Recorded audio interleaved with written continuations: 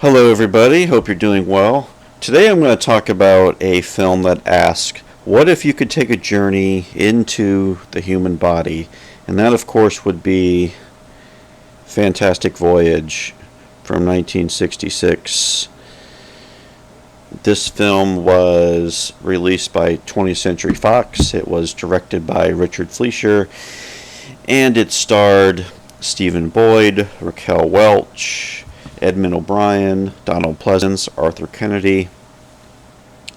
The story is about a scientist, a prominent scientist who defected from the Soviet Union to the United States, was injured by assassins, had a brain injury, and the military has top secret technology where it can miniaturize people and send them inside a human body and go in and fix the damage done, the blood clot that's been done to the brain.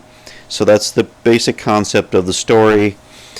Once the crew goes into the body, the Proteus is the name of their ship, and they run into all sorts of problems as they have less than 1 hour to try to save the scientist. Fantastic Voyage is an interesting movie where it kind of straddles two different eras. I think I've mentioned the 60s being a transitional decade, where in this movie you still have a lot of the B-movie aspects of the 1950s with the pulpy dialogue and things like that.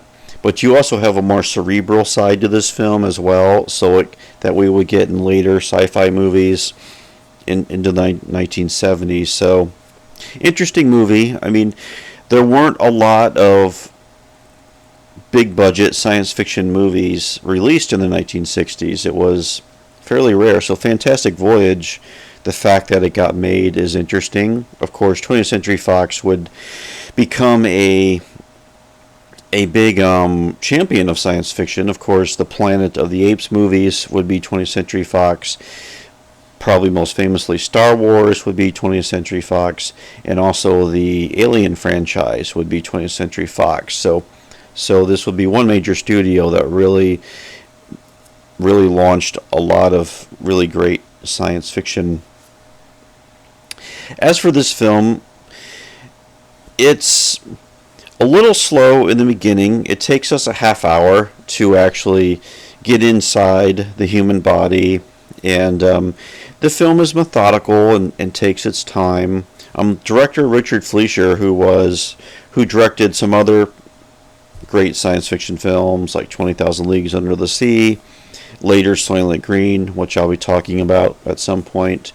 But he was one of those journeyman directors who worked in a lot of different genres in the 50s, 60s, 70s, and into the 80s. And this was an important movie for Richard Fleischer, no doubt.